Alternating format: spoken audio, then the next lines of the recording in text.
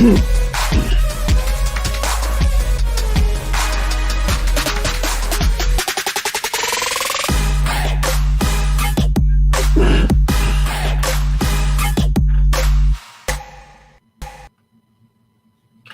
evening and a very, very warm welcome to you wherever you may be joining us. It's good to be back. It's the Geelong Region Soccer Show, episode 68.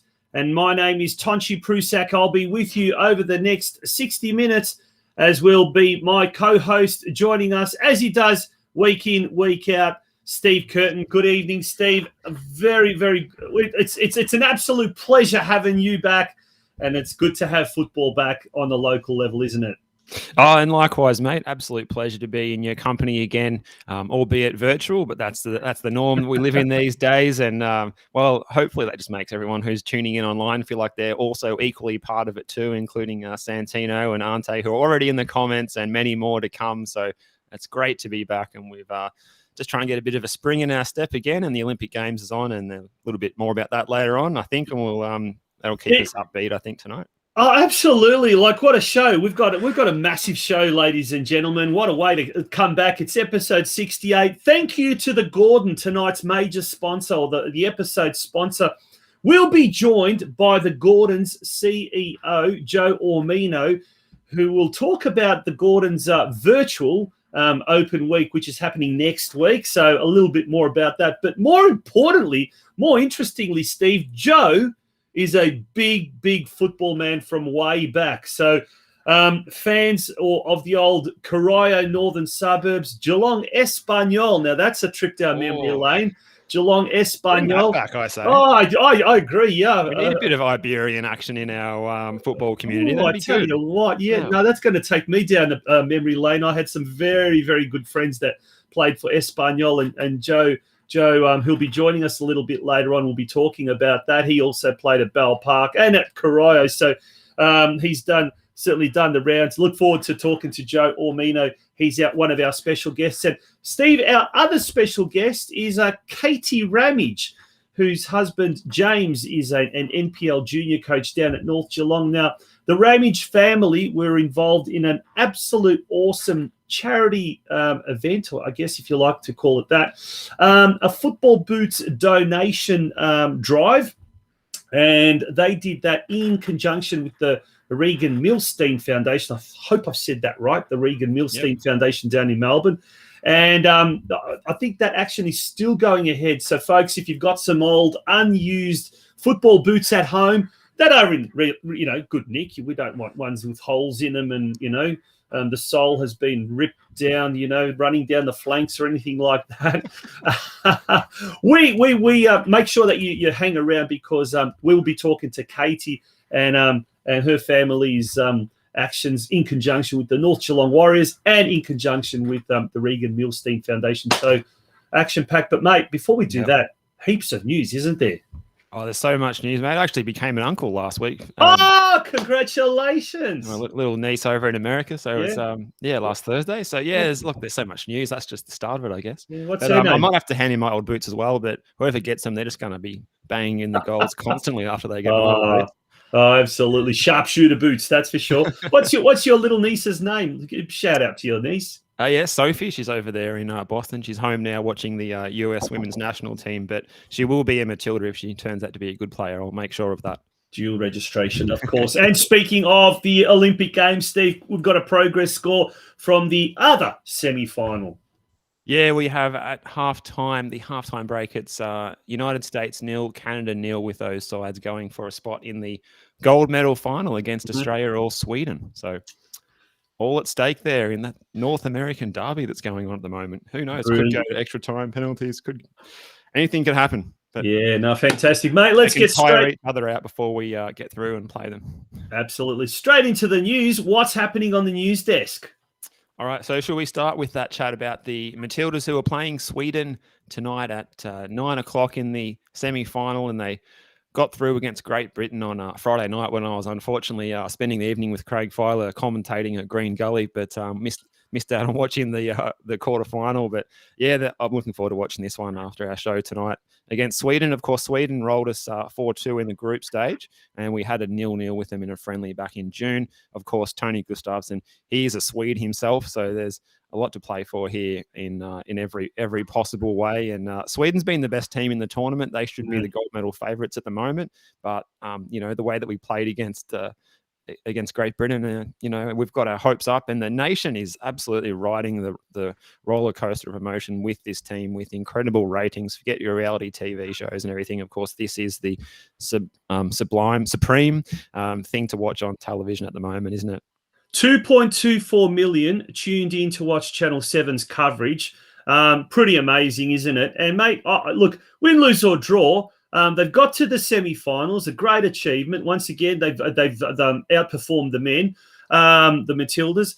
But mate, this would have to be a pretty good, boost, a profile boost, confidence boost. Name it what you want ahead of the 2023 World Cup Down Under. That's pretty amazing. 2.24 million, eh?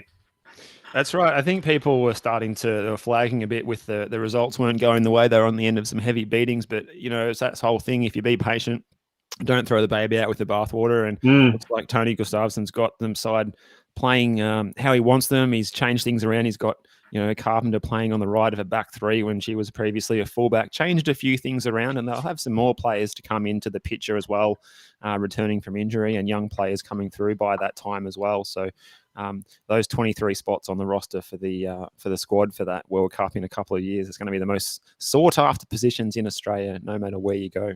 And we can't not mention the Matildas if we're not going to mention the local content there as well. Kyra Cooney Cross, Cross Cooney. I'm jumbled up with those names. She's been getting a few minutes as well, and she has. Also, Laura Brock of Ocean Grove. She's been waiting in the wings, and who knows, we might still see her.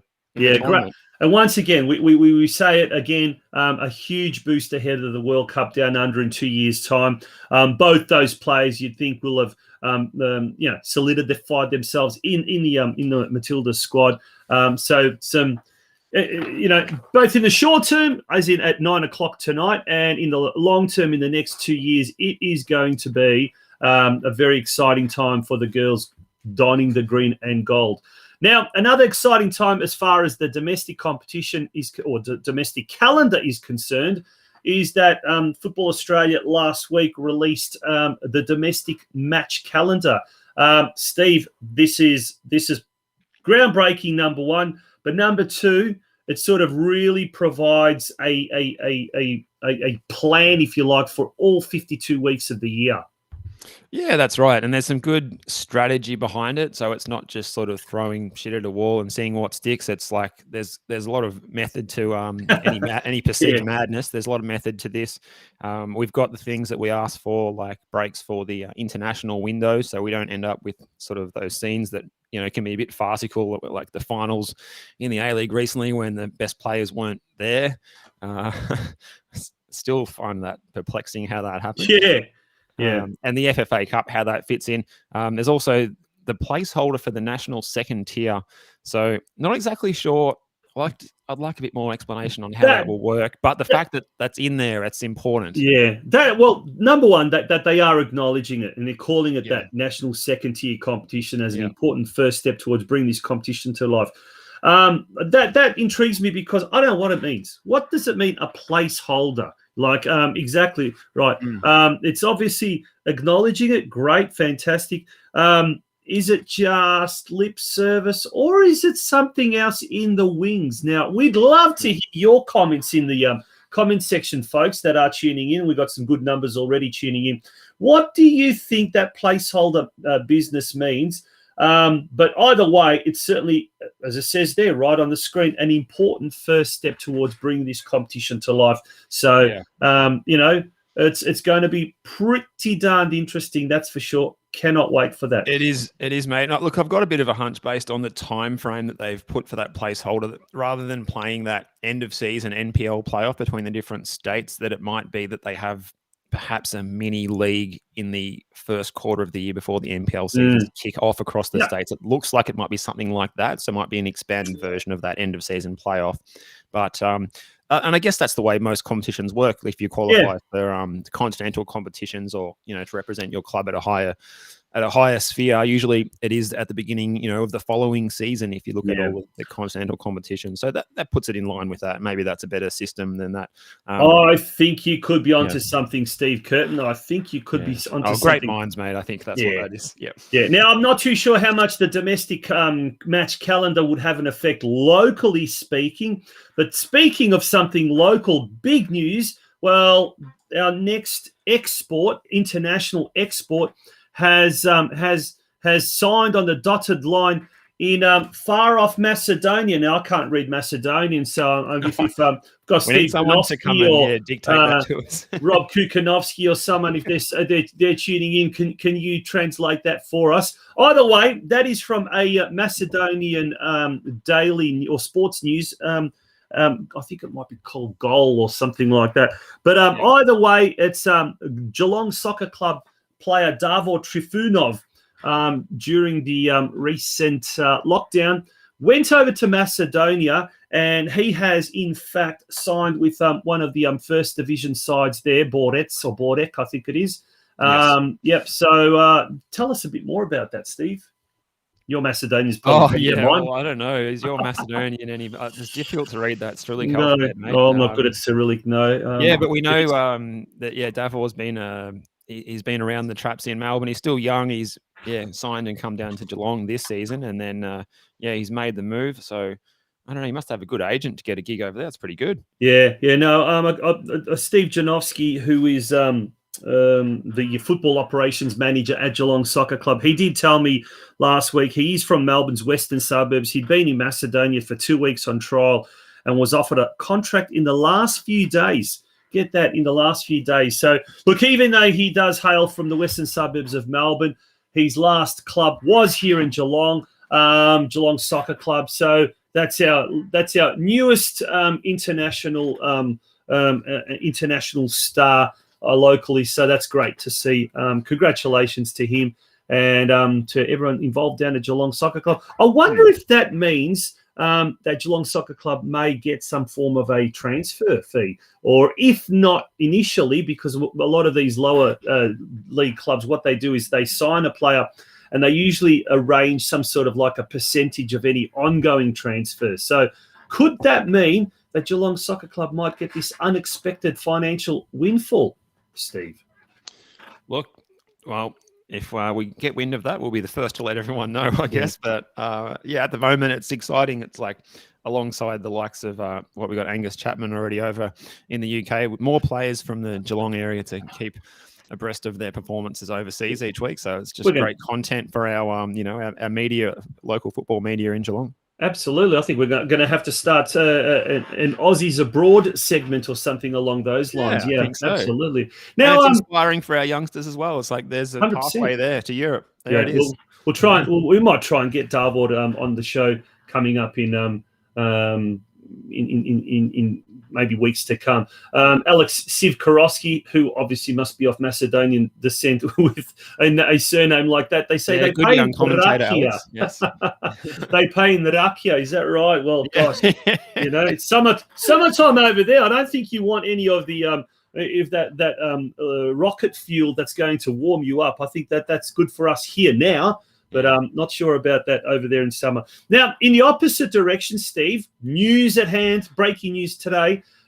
We've got a young Australian who's been plying his trade in Germany. He's now coming locally, so to speak. Noah Botic signing for Western United.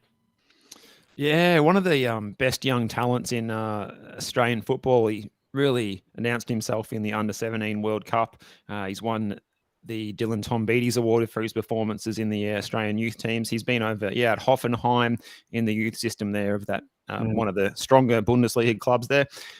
He's signed for 2 years, and one of the reasons that he wanted to come back was to play under the tutelage of one of our great national team strikers, John Aloisi. So Noah currently finds himself up in Sydney. He's just trying to plot a path to get down here, but he's going to have to be locked down for a couple of weeks in quarantine when he arrives from Sydney before he starts training it looks like. But I just heard an interview with him on FNR just before coming on air tonight, and he's a good fellow. He's got a good sense of humour, and he's had a lot of comparisons to Mark Viduka by the presser already. Oh gosh, the pressure. Yeah, the pressure. And he's wondering if maybe one day that he joked about this, that there'll be young players coming through being compared to Noah Bodic. No, very happy with that. And I'm sure Clint in the comments will be very impressed to hear that Noah Bodic is signed. And he's a tall fellow, he's strong, and it makes you think that maybe Aloisi is looking to play something like a 4-3-3 with a target man in the middle of the front three, perhaps, or a 4-2-3-1. Maybe there's some clues as to Aloisi's tactics in the side. Yeah, Aloisi did start today, was his first day. And going back to Bodic, I do vaguely remember when it was the under-17s, the Australian under-17s, or the under-17s World Cup. And he was, the spearhead of the attack there. And there was a couple of very, very famous names in that squad. Oliver Kalatz, Zelko Kalatz's son as well. Yeah. I think Moric, was it Moric or Milicic? One of those guys also had their sons involved in that. And Noah Bodic, obviously, at the time, if I'm not mistaken, was one of the few players playing overseas in Europe already by that stage. So exciting young prospect. Yep. Looking forward to having him, spearheading the attack. Would he spearhead the attack at the age of 19? Would you? Well, I mean, he plays that role. He does play that number 9 centre forward out and out role. So I mean, it'll just come down to form. But at the moment, there's not really anyone else with Bessart Berisha departing. The club has already signed Dylan Wenzel-Halls already, but he's not someone who you'd have leading the line. He's more of the second striker or someone who might come in from out wide. So at the moment, they're missing a little bit up front and a little bit in central defence. Obviously, they did pick up Topper Stanley last week. I knew you'd be excited about that. Craig Filer, our colleague from the Football Outwear show, and also from commentating, I know he'd have a few choice words to say about that. But, mate... Can I just say as well, if Craig is watching the big news, and you'll have heard this as well today, Tonch, that George Blackwood's come back to the A-League and he's going to be lining up back at Adelaide United this season. So there you go. Craig will be very excited. Number one fan. He should have signed for Western United. Oh, absolutely. But not Topper Stanley. I mean, he's played, I think, for every NSL club, every A-League club, and probably every NPL New South Wales club. I don't know. He's played for every club there is to play in Australia. How many clubs is this? 6 or 7 A-League clubs? I had a look. I think he's hit at least 5. He did have one season outside of Australia, but he's one of these guys. He's hit his sort of senior debut era at that second season of the A-League. So he's one of the players who's played the most seasons, and I think he might even be the most games in the A-League by an outfield player. So it's only inevitable that he's going to have bounced around a lot of clubs, given the short contracted nature of the competition. So I mean, that's how it works. He started out floating around Sydney FC, and he didn't manage to land that sort of permanent contract, and then it sort of led to there. But it's funny. He seems like a maligned figure, but people up in Newcastle, they rate him as one of the heroes. So who knows?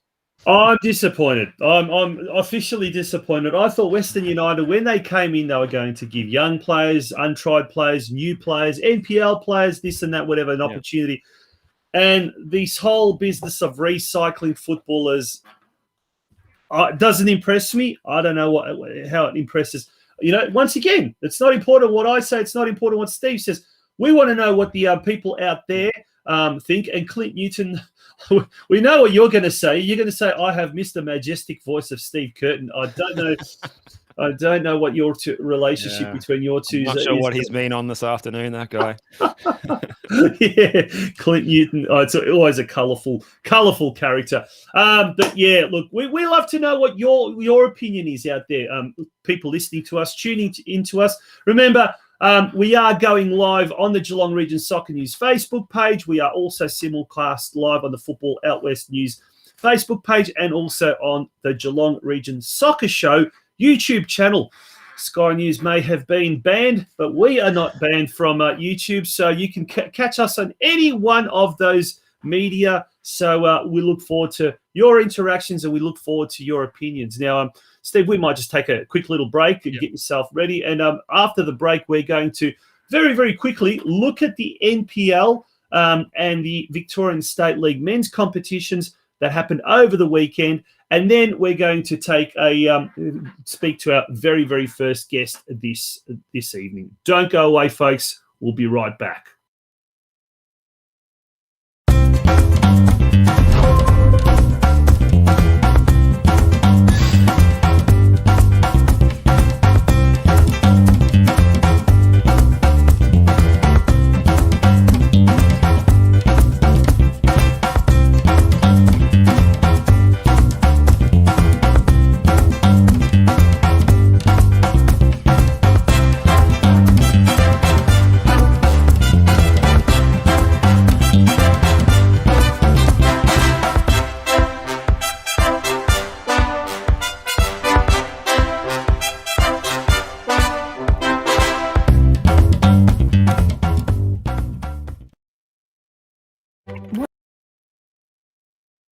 What do you need to succeed?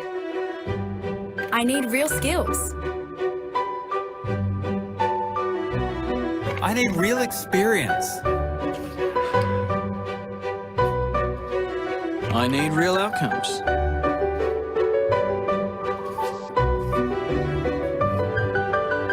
With hundreds of courses to choose from, it's never been easier to steer your career in the right direction. The Gordon can get you there.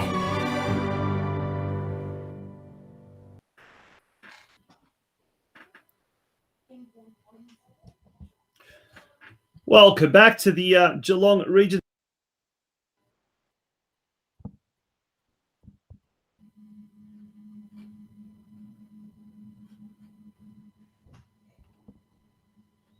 Oh, seem to be lost. Hello. Hello. Hello. We're back from the commercial break, and for all of your learning pursuits, the Gordon is the place to be, to go, to book in. I'm not too sure why we've lost the pictures at the moment, but oh no, that's not good. We can hear each other, but we just, for whatever reason, we're not too sure what is going on.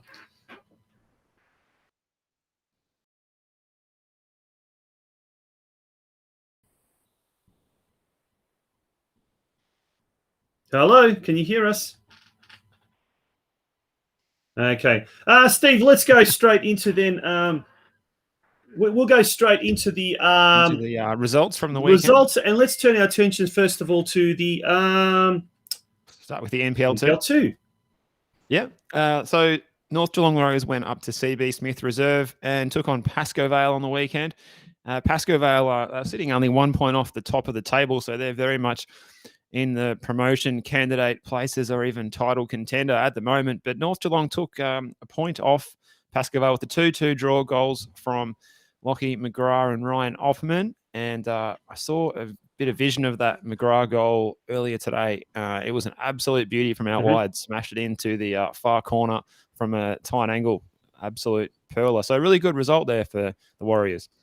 Not too sure what happened there. We've got our vision back for whatever reason. Or actually, it seems to me that the vision was okay out there in TV land. But for whatever reason, my monitor here was struggling for whatever reason. But we're back here, folks. And we've just got Joe Ormino, the CEO of the Gordon. He has just joined us in the green room. And he will be joining us very shortly. We can see him there. So he's just in the background waiting to come on. So let's quickly turn our attention then to the ladder there. And there it is, the ladder for the NPL2 competition. As we mentioned, that it's a good result in the end. And ultimately, I guess the Warriors, they were able to hold the new league leaders at bay, because we haven't got the result of the Brunswick City game. But, Brunswick City obviously now have 2 games in hand and they're equal top. So I guess ultimately you'll see Brunswick City rebound back up there. But for all intent and purpose, North Geelong Warriors were able to hold the current league leader at bay on the weekend. And as you said, 2 great goals. Certainly gives them great confidence ahead of the remaining few games coming up. Yeah, it does. So next game coming up, they're at home this weekend. North Geelong, they're playing Kingston City, who they got a win over last time as well in a Sunday night fixture down at the Grange, down at Kingston. So, 3 o'clock this Saturday afternoon at Elco Park. So Kingston are sitting in fourth there. So, tough game coming up. But North Geelong's been in pretty good form before the most recent lockdown as well, with a couple of wins and now a really good point on the road. So looking pretty good. Yeah, now with Kingston City earlier this year, I think it was a 2-2 draw as well, and that was away at the is it Kingston. Was it a draw or did North get the win? Or maybe it was a draw. Yeah, I'm sure it was a draw. I'm pretty sure it was a draw. Well, they may have got the win. Wasn't that one of the? Yeah, I remembered it being a win, but I could be wrong. But someone will correct us in the comments. Yeah, absolutely. But yeah, look, big game coming up this weekend. North Geelong Warriors at home to Kingston City. Unless something changes from now until the weekend, which I highly doubt, unfortunately, there will be no spectators at any of the games. Hopefully this weekend will be the last that's the case. But Steve, I would like to appeal to anyone out there, any of the clubs that are listening into us. If you would like your game live streamed, get in touch with us. We've got some great commentators. We've got access to some fantastic streaming guys as well. So do get in touch with us, and maybe if at least people, if you can't have spectators at the games, you may be able to even get a sponsor to live stream one of your games this weekend. That's NPL 2 competition. Let's move our attention now to NPL 3. NPL 3, Geelong, their first game under their new interim player coach, Jake Butler. They had a really good result there, 4-0 over Ballarat City. Goals for Alan Guerres, who's been the main goal scorer this season. Also, he's doing really well. He's doing well. Anthony Trajkowski. And then a couple of late goals, Lionel Masudi and Michael Yaseski in the final few minutes there. And that was the later kickoff on Saturday evening. That would have been absolutely soaking wet out there. So well done to all the players and officials for braving those conditions. Yeah, so that's good result there. So they go on to play next week. They've got a fixture against Melbourne City away next weekend. So, a difficult opponent against the youngsters who got a 1-0 win over Geelong at Stead Park earlier in the season. Good result there for Jake Butler, the former New Zealand international, doing well at the helm of the Lions there. And they've certainly escaped the dreaded relegation zone, and they're 9 points clear of second last place Springvale White Eagles. But I tell you what, a couple of good results Geelong's way could throw them into the mix. Certainly to land in the upper half, if you like, or the upper half of the NPL 3 ladder there. But an interesting fight at the top. If we have a look there, Preston Lions, they're still leading. Western United narrowly behind the Lions, but Doveton as well. They've got a game in hand, and they could easily jump to equal top spot if they win that game. That I think that's against Nunawading City. Just looking at the Nunawading City, the only other team. Actually, Doveton got the win in that one. I just checked that one up. That game has been played. Is that right? So they're on 30 points as well. Well, look, that's interesting. So 3 teams battling it out for the top 2 promotion spots there in NPL 3. And Preston actually play Western United this weekend on a side note. But, that should be interesting. Fantastic. Wonder if that's going to be a streamed game. But anyway, moving attention now to Corio Soccer Club and their State League 1 ventures, if you like. There's the ladder after 14 rounds or 14 games. We won't say 14 rounds. I think it's around 18, but 14 games. And on the weekend, mate, they travelled to take on Fitzroy City. Yeah, they're up at Kevin Bartlett Reserve playing against Fitzroy City, and I think they were leading. I was getting updates from Santino during the match, but they ended up getting held to a 2-2 and sharing the points with Fitzroy City, who sit there in 10th. And Crio's, they've pushed away from those teams in the relegation spots now, so that's good news. They've been able to pick up some more points on the road, and then they're at home this week against Yarraville, who sit there on 5th on the table. So maybe a chance to have a good performance at Hume Reserve this Saturday afternoon. It's a bit deceiving though, Steve, because they are in 8th spot, but they're only 2 points ahead of Whittlesea United in second last spot, and even Banyule City, they're only 4 points ahead of Banyule City on the bottom. So there's a bit of a congested kind of a field there, with 4 points separating 8th and 12th. So it's still very, very. I guess it's still nervous times there for the lads at Hume Reserve.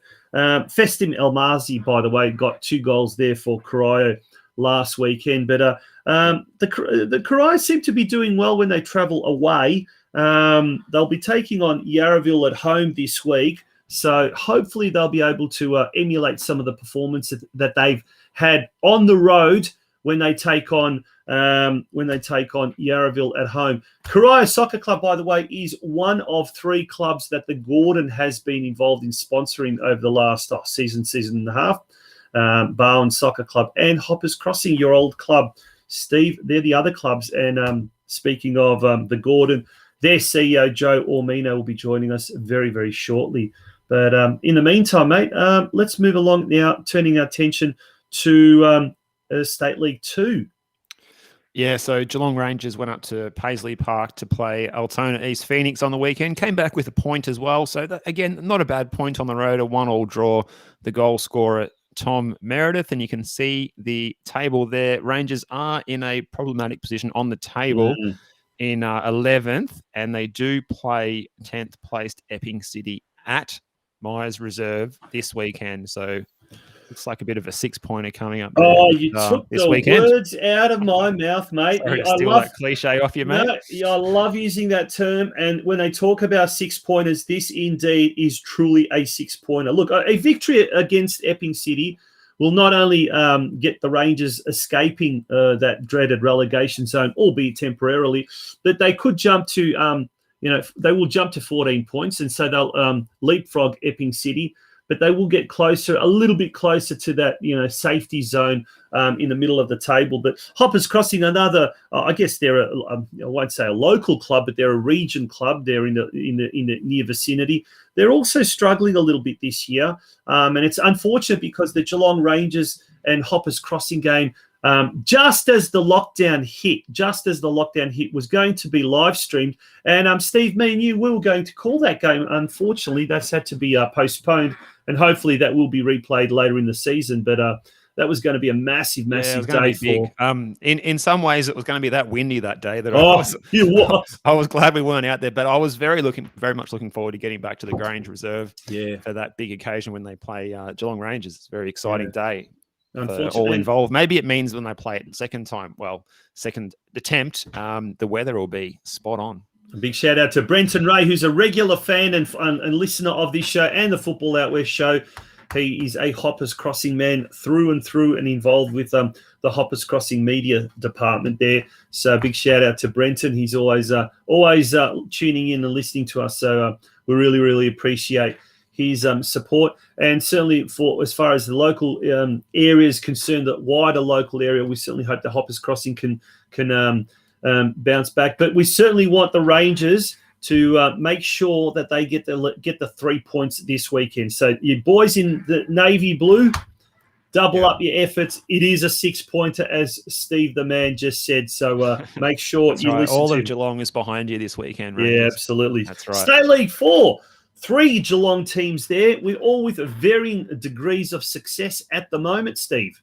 Yeah, that's right. And just quickly as well, hello also in the comments to Vladimir Zedovic celebrating his birthday yesterday, and we hope you had a good one. Now let's go into those results. There was a derby in State 4 with Bell Park getting a 3-0 win over Golden Plains, a double for Ben McIntosh and another goal for Dylan Young, getting the 3 points to stay at Bell Park Sports Club, and there they sit in second on the table. There was also a good result there for Surf Coast as well, who, just trying to find my results. They went to Melbourne Uni up to Princess Park, and they may be a difficult place to go sometimes this year, but goals to Van Bronstein, who scored a double, and the reliable Jasko Ikanovich. They got a 3-1 win over the students there. So a really good result for Surf Coast. And I guess they're still sitting in that mid-table area there, but I guess hopefully they can get a bit of momentum going later in the season. Yeah, it's another look. It's a tough division, a very very tough division with only one team that gets promoted automatically. It is look, Laverton at the moment just running away at the moment, 7 points clear at the top there over Bell Park. But look, all it takes, and especially after after the lockdown, all it takes is for a team like Laverton to suffer a couple of losses, and a team like Bell Park to string some good results together, and all of a sudden, as you say, the momentum changes, doesn't it? And the same thing could be said with Surf Coast as well. They just need to keep plugging and plugging. I mean, there's still potentially another, 8 games to go in the season, so there's still plenty of points on offer. Turning our attention to this weekend, mate, big derby down at Banyule Warrior Reserve, Surf Coast taking on Bell Park. Both those teams will be really keen to get some results there. Who do you think will take the points there? Oh, it's a tough one there. I don't know. Maybe we'll go for a draw in that one for me. What about yourself? Oh, that's sitting on the fence, isn't it?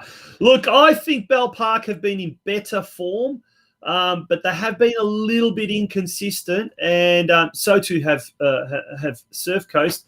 Look, I'm going to stick my head out, and I'm going to say that Bell Park will, simply because they've, it's almost like a make or break at this stage of the season.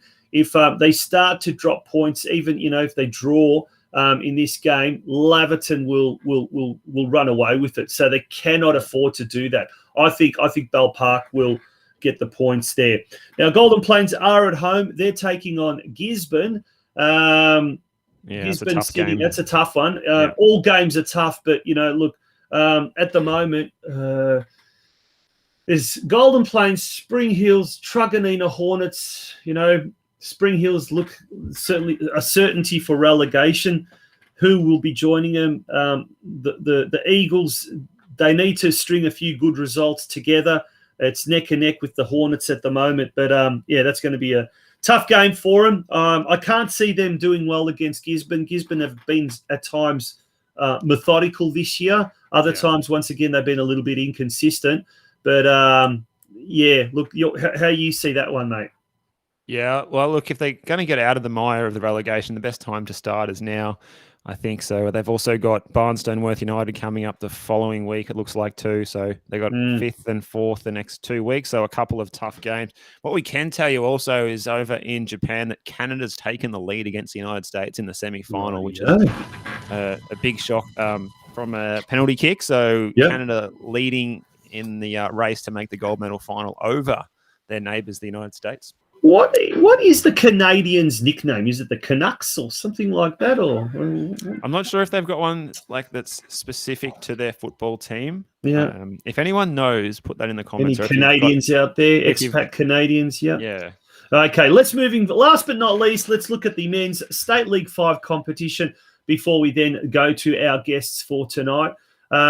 This is the mini Geelong division, isn't it, Steve? We've got 4 Geelong teams. Once again, varying success levels and what you're not. But let's go through this one. Yeah, so we had a big derby take place down at Grovedale on Saturday evening, and it was good news for the host Barwon, winning 5-2 over Lara, and there was a double for Milton Bailey, the recent signing from Altona, Harry Kilpatrick, also Adam Hurley and Blake Robinson. And I had an issue getting the goal scorers for Lara before to pop up on Sports TG. They're not behaving. Yep. So the 2 Lara goal scorers, I don't have them at the moment. The other result, Deakin, they played Keilor Wolves and they went down a goal to nil. And Surf Coast as well, they were also defeated with Stuart Manley scoring the solitary goal. Surfside. I was going to say, I think I said the wrong team again. Yeah. I've done that, not the first time this season. So, that score was West Point 5, Surfside 1. And that is the wrap there for State 5. Yeah, next week coming up, we've got the games in this weekend's rounds. Actually, we've got Lara United at home to Deakin Ducks, so another local derby. It's almost like every second week there's a local derby. The odds are in our favour. Yeah, absolutely. Like, when you've got 4 out of the 12 teams hailing from the region. Maidstone United taking on Barwon. Important game for Barwon. Look, Barwon are second at the moment, Lara are third. So both those teams really need to just continue just chipping away and just hope that the Keilor Wolves stumble. But they're another team that just look, very hard to dislodge, unfortunately for the local sides as well. Yep. And then finally, Surfside Waves taking on Ballarat Soccer Club out at Shell Road Reserve in Ocean Grove. Tough first year, tough initiation for the Surfsiders, but they're going to be all the more wiser, no doubt, in years to come. That's right. Better for the run, as they say. Yeah, absolutely, mate. We're going to take a little bit of a break, Steve. When we return, we're going to be listening to our first guest of the of tonight's show, and that is Joe Ormino, the CEO of tonight's episode sponsor, The Gordon. Don't go away, folks.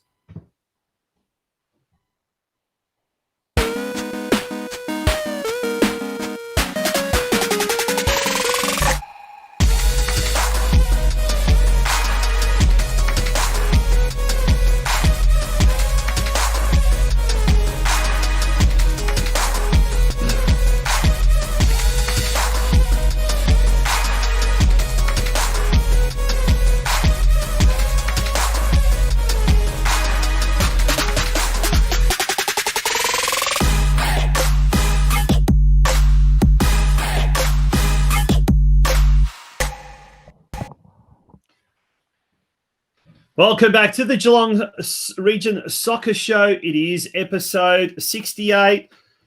Gosh, we've come a long way. Episode 68. Yep. Before you know it, we'll be playing episode 100. Steve, mate, our next guest tonight is a man who has been heavily involved in. We've lost him. He's just I think we've lost him. Oh no, left him in the green room too long. He's going to be joining us very, very shortly. It is my pleasure to introduce our guest for tonight, the CEO of The Gordon, Joe Ormino. Joe joins us live. There he is. Nice smiling face. How are you, Joe? Nice to have your acquaintance. Hi guys, nice to meet you, and thanks for having us tonight. Great show. Oh, thanks for coming on, Joe. My pleasure. Now, first of all, mate, you're a football man from way back, and we'll talk about that a little bit later. And actually, when I found out that you had played for some of the clubs that I guess no longer are around, I thought, wow, this is going to be awesome. We're going to be able to have an opportunity to talk about what some people would say the good old days of local football. But before we do that, Joe, tell us your role, obviously, as CEO of The Gordon. A lot's been happening at The Gordon over the last couple of years, and renovations, refurbishments, image changes, and what you're not. And you've overseen all that. Tell us the exciting things that are happening at The Gordon.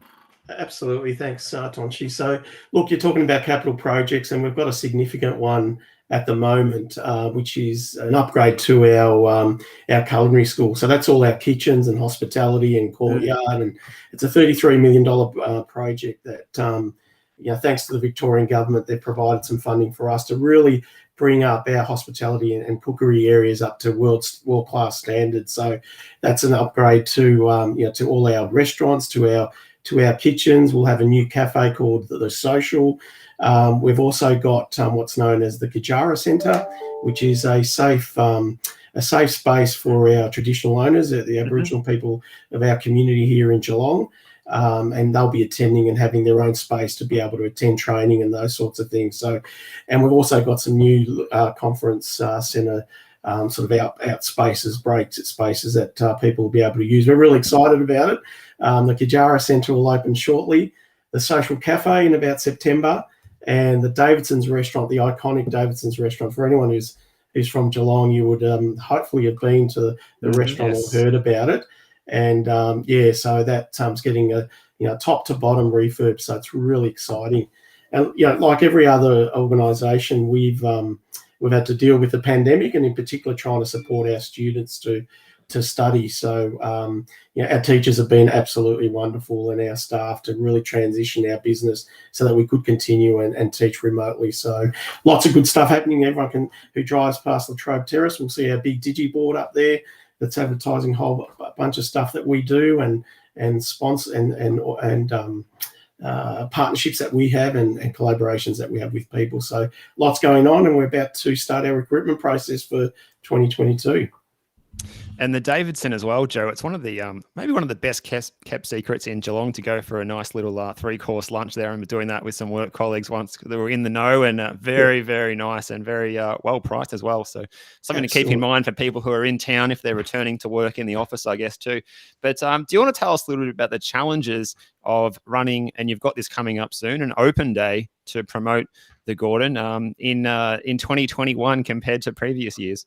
Yeah, well, look, normally we've done these face-to-face. People have been able to attend and actually visit the different sites and different classrooms and trade centres and all of those things. And obviously, with COVID in our midst for the unforeseeable future, we've had to do like everybody else and go to the virtual world. So we've got a number of over the next week. So starting next Monday through to next Friday, we'll have some virtual sessions that people can attend and meet up with some teachers who'll be able to tell them a little bit about the courses that they might be interested in. And we do have over 150 courses that we offer in a range of disciplines. So anything from all the trades you can think of, plumbing, carpentry, to art and design, early childhood, nursing, VC, VCAL, the list just goes on. So we're really excited to be able to still offer a virtual opportunity for people to come and just explore what they could be doing with the Gordon. And the Gordon together with Deakin, people have choices in terms of what they want to do. It doesn't always have to be about university. There are some really good careers out of TAFE and VET. So I'd encourage people to attend. And if nothing else, we are giving away a laptop to anyone who registers to someone who registers to one of our virtual sessions. So if there's nothing else that gets you to our session, come to one and you might actually win a laptop. There you go, folks. You've heard that right here on the Geelong Region Soccer Show. Exactly. What is that? By the way, what's the actual website? The Gordon. The Gordon. Sorry, www.thegordon.edu.au. And when you go in there, you'll see there's a couple of banners. Wait till the open week comes up. Click on that, and then you'll get a screen that shows you all the different options that you've got. And within those options, you'll see some videos of our teachers talking about the different courses that are there. But register for any of the sessions, and you'll be able to have a live discussion with one of our teachers, which will be fantastic. Now, I guess, Joe, with as you mentioned, with the COVID climate that we find ourselves in, I guess one of the beneficiaries of that has been things like virtual classrooms, Zooms, being able to, the convenience of being able to study from the comfort of your home and what you're not. And I guess it always has been there, but now it's been, the word is, what's the word? The delivery has been improved and all that kind of stuff. Has that maybe sort of now given the Gordon another avenue to offer a lot more off-campus type students and in a sense opening up the market a little bit more than just local Geelong face-to-face students? Yeah, look, it absolutely has. People associate TAFE and VET to practical classes that you've got to be in the classroom and you do things with your hands and what have you. But, it's come a long way from then. There's a lot of simulation practices that happen and you don't necessarily need to be in a classroom to do that. Of course, we've got other disciplines like accounting and business and all of those things, which, of course, you can do remotely, and we do that. But we also deliver overseas. So we deliver into China, Indonesia, South Korea, and a whole bunch of countries. And what has happened is we've had to pivot to that space even more so to be able to continue our delivery overseas as well. So look, it's becoming the norm, and it's probably giving options to students as well in the future in terms of whether they want to have, some people everyone learns differently. So some people want to learn in the classroom and others will want to learn or happy to learn remotely, and that works for them. And so all of that, the good things that are coming out of the COVID pandemic is the opportunity for people to continue studying in different ways and sometimes in a time that suits them. Now, Joe, I have to stop you there, and I actually have to lodge an official complaint with the Gordon with regards to the virtual classrooms. as a result of the Gordon sponsoring the Geelong Region Soccer Show last year, thank you for that. My wife actually signed on this year to do an accounting course. So a big shout out to my wife, my lovely wife. And now that we've got the virtual classrooms, she hogs my computer all day, and it's like can't get onto it. No, but I firsthand I've seen the actual benefits of what it is and how it is able to. And as you said, in years gone by, it used to be called Gordon Technical College, and it was all about the trades. But now there's so many other courses that people are able to do. What are some of the more, I guess, obscure but non-technical related courses? Oh, look, I don't know that there is some very obscure. I live and breathe it every day, so for me they're not necessarily obscure. Probably a wrong choice of words. Maybe more so like different types of courses than, I guess, your traditional technical courses. Yeah, I just want to get a feel of what's on offer there. Yeah, look, you can think about sort of art and design or animal studies, for example. So people who work in the vet space or in the veterinary space, and your traditional sort of nursing and aged care type courses. We do, believe it or not, we do deliver VC and VCAL, so high school type delivery as well. Horticulture, landscaping, those type of things, and then your traditional stuff around. Plumbing, carpentry, electrical, hairdressing, beauty therapy, cookery, patisserie. Brilliant. You name it. We do a whole range of stuff. What we have done a lot of in the last 12 months is infection control. Given the pandemic, we've had a number of short courses, and they were for free for the community and industry to be able to adapt their workplaces to be able to deal with the infection control that's been required. So, look, nothing too unusual, I don't think. We try and keep the scope fairly tight, but we also try to link it up to what industry is asking for, so where there's job outcomes. Yeah, but basically a course there for everyone's taste. Steve. Definitely. And just quickly over at the Kashima Soccer Stadium, Canada still leading the US 1-0 in injury time. That penalty was by Jesse Fleming in the second half. So at the moment, Canada's very close to sealing their spot in the gold medal final. Joe, have you been watching the Olympics and following the Matildas? Oh, absolutely. And I'm looking forward. I think it's tonight at 9 o'clock. We get to see Sam Kerr and the Matildas. So really excited to watch that. And, I know it's a tough ask to the game they've got tonight, but, fingers crossed that they can, anything can happen in these games. So Sam Kerr's on fire. I think we've got some opportunities there, but fingers crossed and hope they do. Yeah, that's it. And I think this result with Canada looking like they're going to get over the US shows you, like you just said, anything can happen. Anything is possible. So, and just on that as well, let's go back to your younger days playing football in Geelong. You've got a proud history of playing in some clubs that are famous that don't even exist anymore. Yeah. Tell us a bit about some of those clubs. Yeah. So look, I originally started playing in Spain, some Spanish background. So as a kid, I lived over there and played there. But then when I came into Australia, the first club that I played for was Northern Suburbs in the old Henry Street location. So I think I started as under 12s or under 13s or something like that. Yeah. And it was your typical, it was a Hungarian backed club. And, the changing rooms were in a tin shed, and, we used to get served up the old goulash to keep us warm during winter. During the winter, exactly. And, it was a great experience and introduction to soccer in Geelong and in Australia. And they were just a great community club. And from there, I ended up moving to Bell Park for a little while. So I had some good friends that were playing at Bell Park, a lot of Italian friends who I've received a few texts from over the last couple of weeks, and I won't go into why. Just really enjoyed that time. And then the Spanish community started a club called Geelong Espanol, as you referred to, and that was trying to bring together some community feel to the old Spanish club that's used to been, or is still in the DW Hope Centre, where the old hostels are in Norlane. Yeah. So now I had some old, ironically speaking about Italians, I had some old Italian friends, old school buddies, the Bisanella brothers, Mick and Dovier, whom I was a very good friend with. Yeah. And they used to play at Espanol, and they said there were quite a few Italians that played there. it seemed to me all he used to say. Now that's going back. That's showing my age.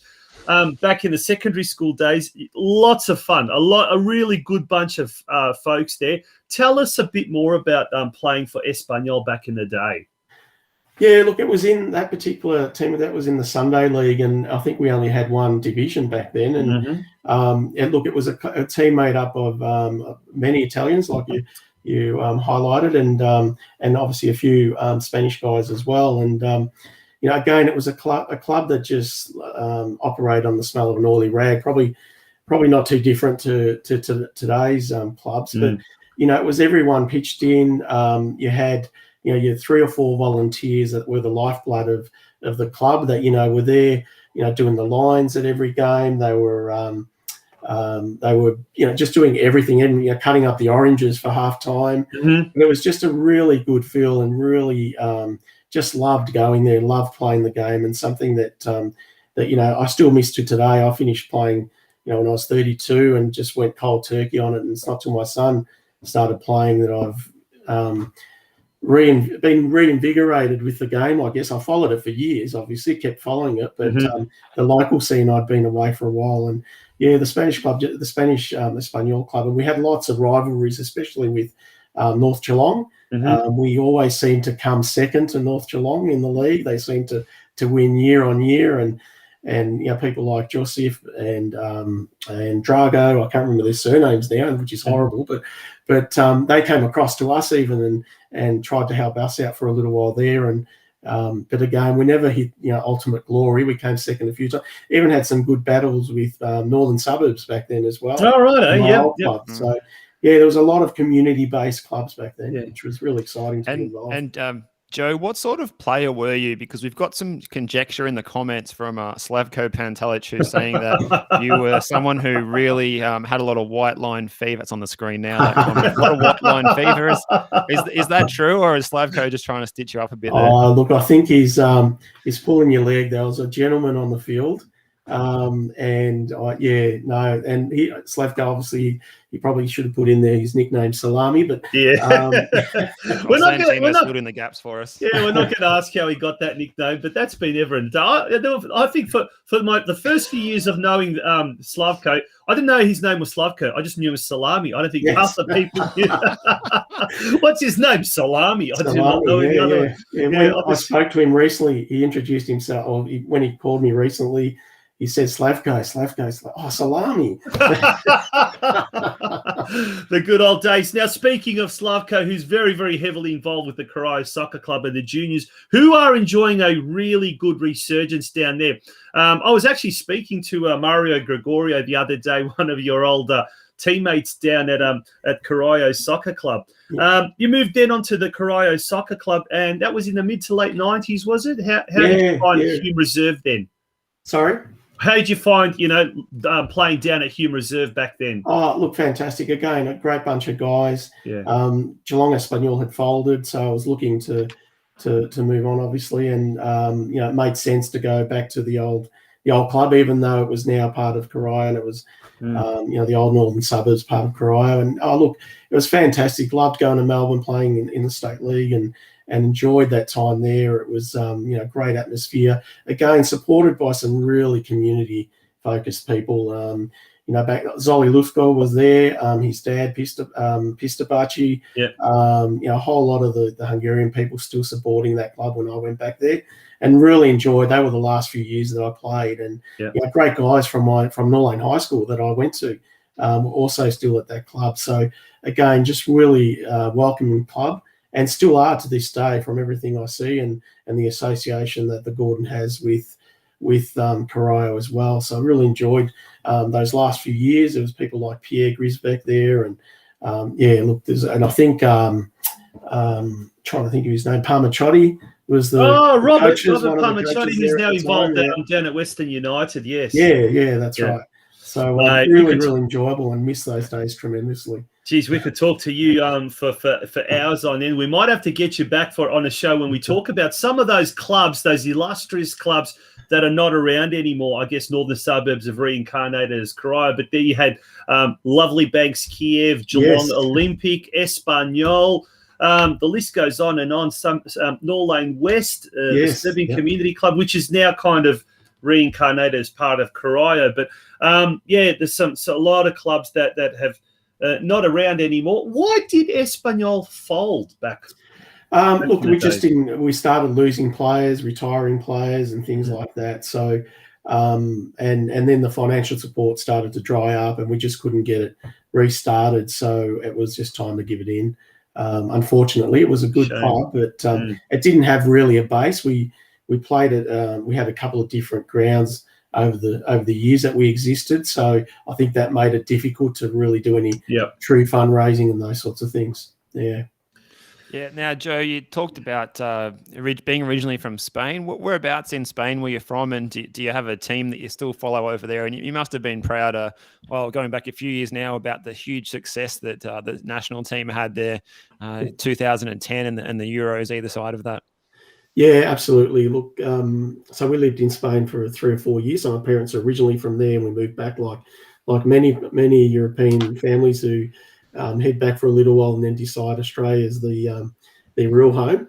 So it was fantastic. Look, I followed Real Madrid, so they were my team and still are my team, and just follow them unreservedly, I guess. And look, it was pretty exciting to see Spain win some of those trophies over the last couple of decades. And we follow them. And my son, who's 13, is a mad Real Madrid fan, and he knows more about all the players across every league in Europe as a 13-year-old. That I'm just we'll be watching a game and he'll go, "Oh, I can't believe such and such is playing, or that person's playing in that role," and it's like, where do you hear this stuff, my friend? So, but Real Madrid, classic club, loved it. Loved the rivalry with Barcelona.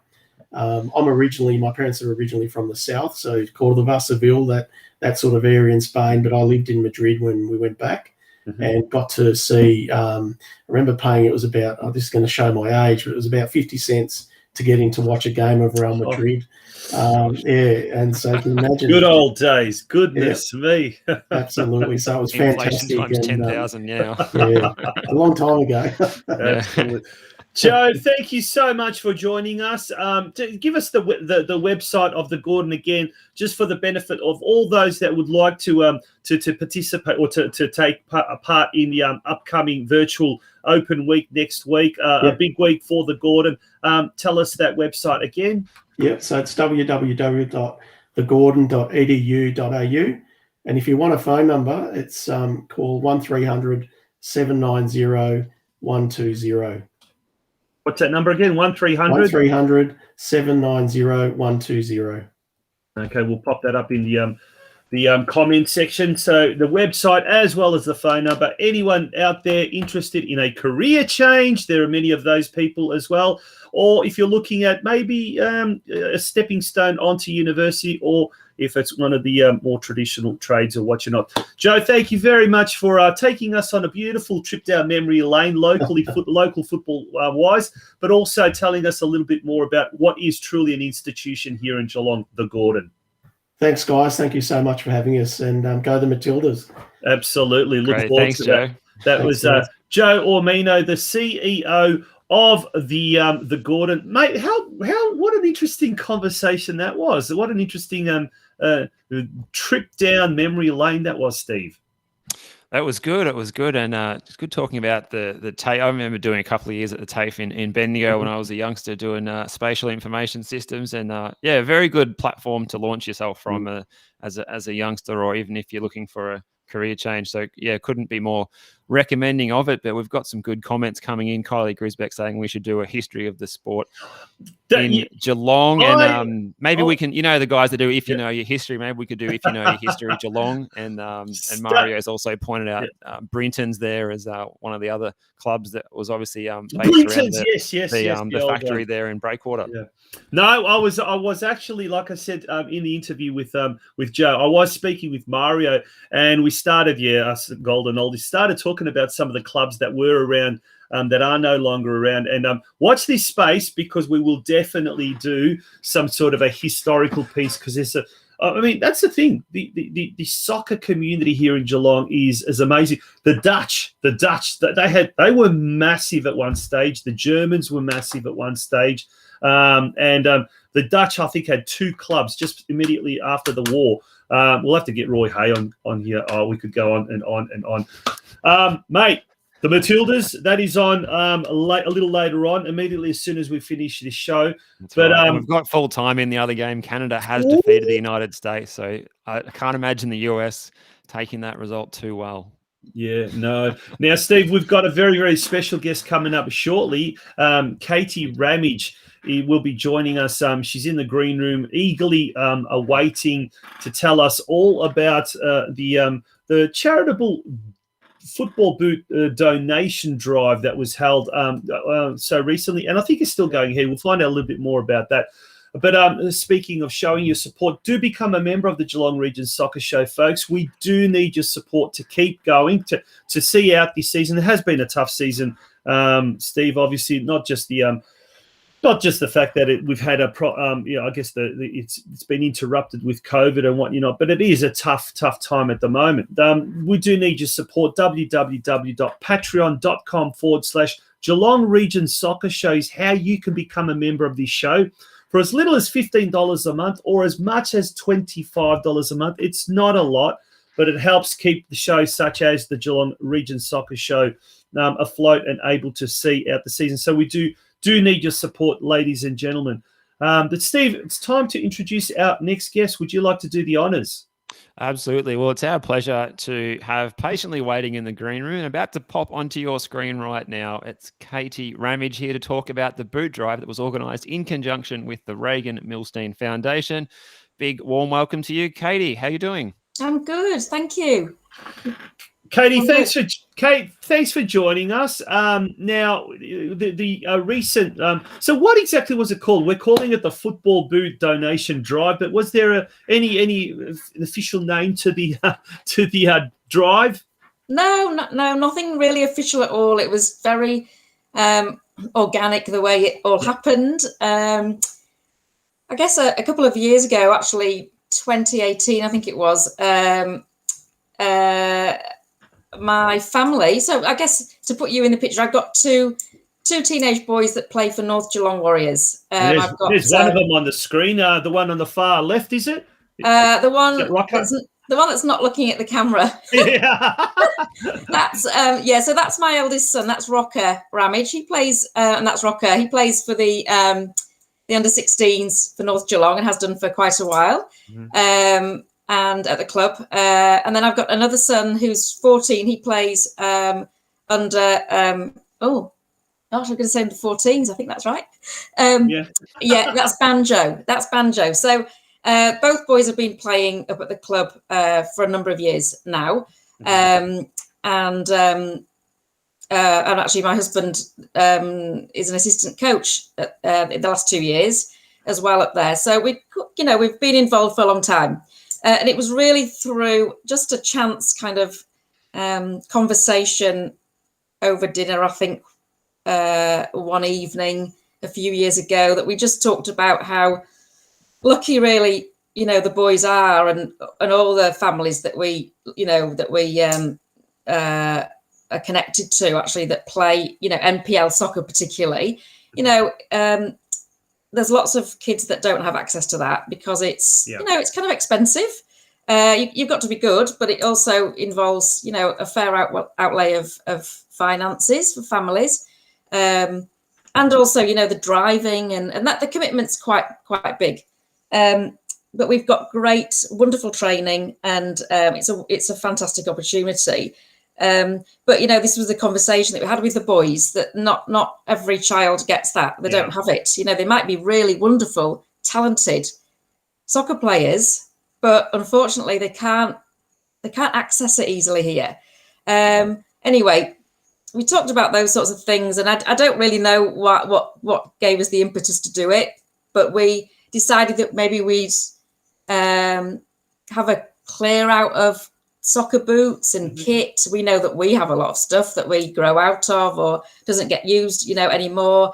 And I know because we've got so many families that we link to, that just multiply that by all those all those families in that one club. That's a lot of gear that people have got in cupboards and wardrobes and things. So I put the call out to the club a couple of years ago, and the response was wonderful. I mean, it was easy to do, really. You know, we've got the team app platforms that we communicate through, and the website, the Facebook page, I should say. So once the request was made, please have a look at what you don't need, you know, what your kids are grown out of, and bring it to the club on, you know, a particular day, or we did it over a few weekends, I think, that last time. There was so much stuff. There's so much gear. And at that point, I don't think I actually knew where I was going to, where it was actually going to go. I didn't realise that I have so much stuff, which led me to researching who would be the most worthy donor of such a lot of really good stuff. And one of the issues we had with all the gear from a club like North Geelong Warriors is that it's club branded, kit. And you know, and I was really conscious that, like lots of parents, you don't want to sort of, you know, you don't want to hand it along to local op shops or other groups because there's a the conflict of interest with the club, I suppose. So it was trying to find an organisation that could reach beyond our geographic environment, if you know what I mean.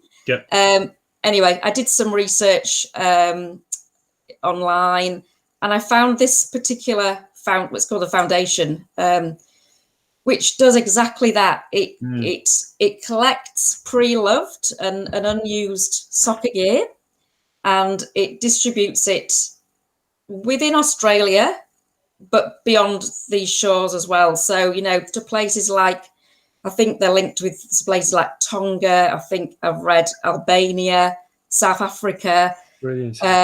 But they also will look at what they have accumulated and then see, well, look, we've got dozens and dozens of boots, you know, we can give those to refugee communities closer to home. So, you know, within Melbourne or maybe even Geelong and around here, those items can go to those organisations because there's no conflict of interest there. So they can help lots of different people out. So that was a wonderful organisation that I think was the perfect match for all the collateral that we'd accumulated. Yeah, and that is the Regan Millstein Foundation based in Melbourne. Is that correct? It's based in Melbourne.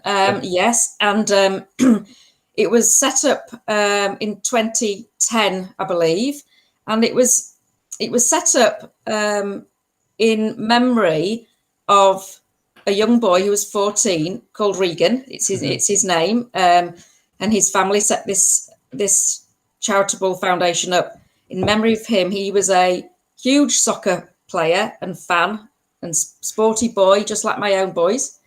And I think he was sounds like he was a very philanthropic sort of character and had, you know, lots of empathy as well. When you read about him, it's really heartwarming. Sadly, that young boy died, I think, in a tragic, I think it was a scuba diving accident.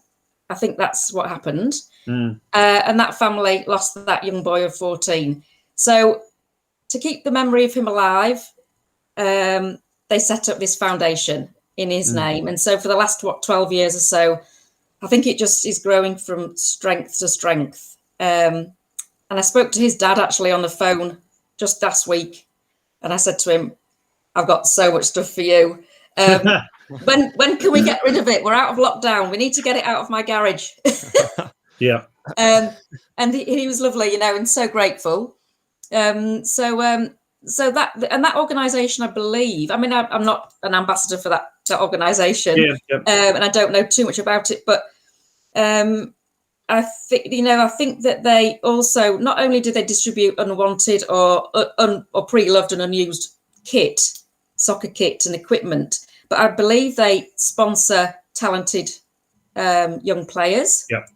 And they help with assisting sort of football programs and the like. And I think I believe they've got quite strong links with football, with Liverpool Football Club and I think Celtic. I think Celtic. the connections are really website now. I remember Kevin Millstein. I dealt with him when I was working at Football Victoria, and that was when they were trying to bring the Celtic. I think it was the Celtic, some sort of a Celt tournament or something like that, here to Geelong. Gentleman of a man, absolute fantastic, salt of the earth person, and he was, I did know a little bit about the Regan Millstein Foundation involved in that, so that was absolutely fantastic, and it's great to see the football community. We often hear about the costs involved in playing football, and as you said, Katie, particularly at NPL level, and we've seen a lot of clubs do some fantastic work, and it's great to see what's happening with the Football Boots donation drive. But your family has also was heavily involved with Bowen Soccer Club as well, Bowen Head Soccer Club. Down in its early years, formative years, James was heavily involved in that, being on the committee, and then yourself was involved as well as that. So it's, you've been involved with all varying aspects of the Geelong football community, and sometimes we talk about, there's, people love to have a go at each other and have rivalry, but at the end of it, we've got a heart of gold, our local football community. There's some amazing people in the community, and your experiences both at Bowen Heads and North Geelong, and just dealing with other people as well. How do you see our football family, our whole football family here in Geelong? Oh, look, it is wonderful, and you're right, James. My husband has been involved in Geelong soccer and particularly Bowen Heads for a number of years. I'm just the person that makes the dinners in the background while people are very busy. But, that's an important role. Absolutely. It's a lovely community, actually, and the local community is wonderful. Like, we often will go down. In fact, James will go down. He can't help himself. He'll still go down to the village park in Bowen Heads on a Saturday and watch other people's kids, and just to catch up with other coaches and talk to people, and it's really great to see. And the club down in Bowen Heads has just gone from strength to strength. It's really amazing. We had a lovely article that Chilsey, who's the new he's the president of the Bowen Heads Soccer Club for the last few years. He was writing a piece, I think, about a local girl who's just made it in the SSV. I think it's under 14 girls. I'm not quite sure, but that the soccer's really strong down in Bowen Heads. But we've got wonderful friends who are all linked to different clubs, like Bowen, and then you were mentioning, I saw Slavko's name pop up on the side, and I'm like, oh yeah, I know Slavko from years ago. He's very active. I'll tell you what, in the comment section today, there he goes. Great family, the RAMMAGEs, always helping the community. They do a great job at Bowen Heads, helping them start their club. Oh, geez, he needs to improve his punctuation and his grammar. Yeah. We'll let him off. He's a nice guy. Yeah, we'll let him off. And we're just talking about him, Slavko, otherwise known as Salami. I've heard that, and I don't want to know why. Yeah, no further questions. Katie, did you manage to watch the Matildas in Great Britain the other night, and how'd you enjoy watching that one, if so? We've been watching so much of the Olympics and the soccer. Yeah, we have watched it, and we'll watch them tonight. It's been great. And just after the doubt, when the Euros had finished, and you're like, oh, now what do we watch? Oh, now we've got the Olympics to gorge ourselves on for the next few weeks. It's great. No, it's been brilliant. Yeah. So hopefully the girls do well tonight. Fantastic. Well, we certainly hope so, and we're looking forward to that. And as we said earlier in the program, Steve and I, either way, their success at the Olympics and certainly augurs well for a very, very successful World Cup, female World Cup in 2023 down under. That should be fantastic. But we're looking forward to, over the next couple of years, seeing more and more of these type of charitable actions happening at various clubs. And as I said, a lot of clubs are running various events and things like that. So it is great to see, and it's great to see the football community coming together. But if anyone else would like to donate any more boots, is it closed? Is the action closed, or is it possible to do so? Well, look, it's not closed until it is all collected, of which I haven't got a date yet. I'm working on that. But it's not closed. We do have I'm thinking on my feet now, but we do have a double header weekend at home this weekend at Elco Park. Certainly it's a double header for my youngest son. I think Rocker and James will be travelling elsewhere. I'm not sure if they're going to Box Hill or where they're going, but we have to divide and conquer these days. So look, if anybody would like to drop anything off, then the club rooms, I guess, on the weekend would be the best thing.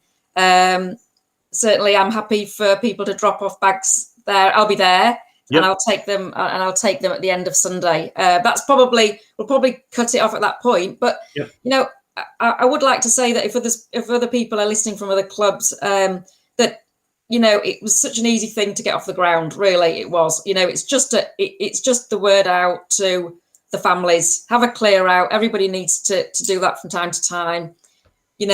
Deliver stuff to the club rooms when you've got fixtures on, and the Regan Millstein Foundation even have a driver. I mean, it couldn't be easier. They've got a lovely guy called Peter, and he'll drive down and he will collect everything that you've gathered together. Yep. So it's a no-brainer. It's so easy to do. Fantastic. So and if anybody's interested in having a look at that foundation, I think it's a really simple one: www.rmf.world. I think that's right. You might want to double check that, but that's it. Yep. Is that right? That's it. Yeah. We'll put that link in our comments as well. Pop that link, Steve, if you can pop that link in the comment section. That is rmf.world, and very, very simple, very easy. Obviously, the Regan Millstein Foundation.world, a great organisation. And Katie, thank you very much for your time. If anyone is interested, they can just during the course of the weekend drop off some boots down at North Geelong Warriors Soccer Club. The club rooms will be open. Obviously, spectators aren't permitted, but that doesn't mean that people cannot just turn up and drop their bounty or drop their whatever you want to call it. And would be very much appreciated. Yes, it would. That would be wonderful. Actually, I really should have one really quick mention that Melbourne Knights were also really generous with donating to us. I think via the Facebook page for North Geelong Warriors. I'm not sure who it was that said we've got loads of stuff we can give you. So I really should mention Melbourne Knights actually for being, once again, they did it 3 years ago and they really came up trumps this time round. Brilliant. I know that we have, over the course of the last 6 to 12 months, I suppose, got messages here at the Geelong Region Soccer Show or Soccer News. People often saying, we've got some old boots. Where can I deliver these old boots? Well, guess what? Here's your opportunity, folks. Yeah. So if you've got any old boots lying around, and especially if you've got young kids. I know I've got a little boy whose feet grow at an extraordinary rate. And before too long, you buy brand new boots, he's worn it once or twice, and he's already outgrown it. So there's nothing wrong with these boots. So I'm sure there's a lot of people in the same boat. So, absolutely. Once again, Katie, thank you very much for joining us here on the Geelong Region Soccer Show. Thank you for having me. Thanks, Katie. Pleasure. Bye-bye. That was Katie RAMMAGE from the North Geelong Warriors, heavily involved there with the Regan Millstein Foundation. What a great charitable event that was, Steve. And hopefully we're looking forward to hearing similar stories from other clubs as well, and to all the clubs that do something. I know Geelong Soccer Club have got a foundation there as well that was started up by Bernie Creati, I think is his name. Geelong Rangers are always doing something as well. the list goes on and on. I'm sure I'm going to miss people. Bell Park. And Soccer also, Club. you can get onto that website, and if you don't have boots you can go onto that website at that www.rmf.world, and you can donate towards the foundation to help them keep their show running. So, and it's a good program. So, who wouldn't want to do that? Absolutely. Okay, guys, we've got 5 minutes to go before our 90 minutes is up. We're going to whiz through now the various women's competitions as well, starting with the VPLW. Steve, let's turn our attention to Geelong Galaxy. Yeah, Galaxy travelled to BT Connor Reserve to take on the Preston Lions yesterday. They didn't have it their own way, though. They went down 4-0. You can see that leaves them on the table there in 8th place. Coming up next week, they have got a fixture against, drumroll, Melbourne University at Stead Park. Yes, Sunday at 4 o'clock. 4 o'clock. That game will be live streamed, as are all of the Geelong Galaxy games. And if you'd like to watch the game that was up against the Preston Lions yesterday, word of warning, there is a little bit of a swear word, and I had nothing to do with it. The microphone was on. It wasn't me that was commentating nonetheless. It's fantastic what the Galaxy are doing, having all of their games live streamed, both home and away. And that game on Sunday against Melbourne Uni will It's a 6-pointer as well, mate. They're both, he's done it again. He's ripped out a ripper. Well done, Steve. They're both tied on 7 points. 6 point after 11 games each. Yeah. No, absolutely. This is an all-important game. Galaxy have been doing very well away from home. They've really struggled at home. So this is a game that they really must win. And if they do, they will really, they'll jump to 7th position, really moving away from that relegation zone. So a very important game there for the Galaxy. Now, last Friday, it was the battle of, I guess you could call it the Princess Highway Derby. Lara United women hosted Hoppers Crossing in State League 2 action. What was the outcome of that game, mate? Well, it was a good night for Lara. They got over the line against Hoppers 3-1.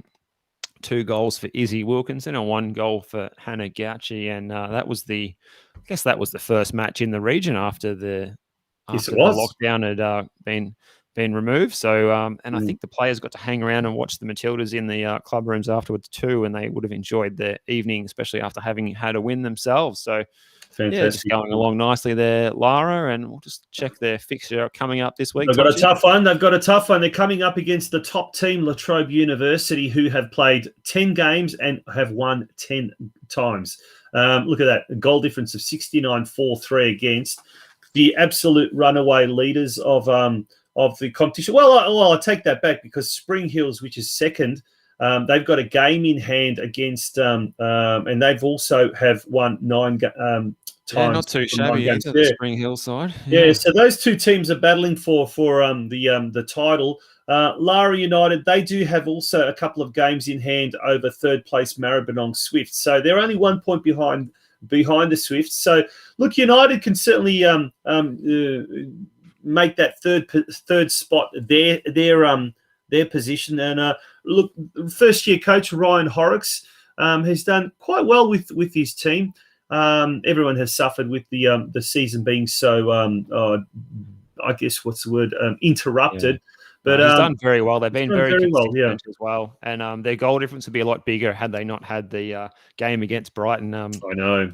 Annulled after they removed themselves from the court. What was the score there? 16-0 or something like that? Or whatever it was. In the 20s. Might have been 22-0. Yeah, you could be right. You could be right. It was in the mid-20s. Yeah. And look at that. He's made an appearance. Craig Filer. Good evening to Craig Filer as well. And Craig, if you've missed out on the big news, Steve, what was it about his favourite A-League player? Well, he's back. He's back in town, and George Blackwood has resumed hostilities. Can we say that? He's going to be back playing for Adelaide United in the A-League this season. Yeah. On a brighter note for Maybe Craig. He should be called George Backwood. Backwood. Boom, boom. And Lara's big game coming up against La Trobe Uni, and that is away this weekend. State League 3. Western Division there. When we talk about teams that are invincible at the moment, local side North Geelong Warriors making their first appearance in the State League or a return to State League football. They have had 11 wins from 11 games. And, if Latrobe University or if Latrobe Unis was a goal for and goal against was impressive, have a look at the Warriors up the top there. 64 goals for, only 1 goal against. The North Geelong goalkeeper should be a bit slack conceding that goal. Livid, yeah. Borj Luburic does a fantastic job. She'd be absolutely livid that she conceded that 1 goal so far this season. But they had another convincing win on the weekend. They took on second-placed Altona Magic, who have subsequently dropped down to third spot. What was the score in that game, mate? On the weekend, we had what do we have? 6-0 to the Warriors over Altona Magic. Hat-trick for Jadranka Ertzeg and singles for Louisa Kump, Marcelo Fierro and Lara Herich. So a pretty good result in what was first versus third on the table. They just did it nicely. Well done to the Warriors women. They are just invincible at the moment. Yep. Will they go through the entire season not only undefeated, but with a 100% win record? Well, let's see. This weekend they are away to 6th placed North Melbourne Athletic, so doing exceptionally well. Craig Filer's very, very active in the comments section. Already commentated. It's a disgrace. Couldn't even play in League 2 in UK, but good enough for A-League. Mate, I couldn't agree with you more. I think this whole business about recycling players, I don't know. At least he's gone back to his old club and not, moving around. Yeah, but he started off at Victory, did he not? Did he not? And then did he? Or was it no, Sydney? he was at Adelaide. He was at Sydney, then Adelaide. Gosh. But yeah, at least if players go overseas and they do have to bounce back, at least if they come back to the club that they were from, it's probably better for clubs maintaining a bit of identity rather than having these players that just wear every coloured jersey ever. Yeah, absolutely. All right, mate. Well, that pretty much brings us to the end of the show. We have run out of time to cover the local competition side of things.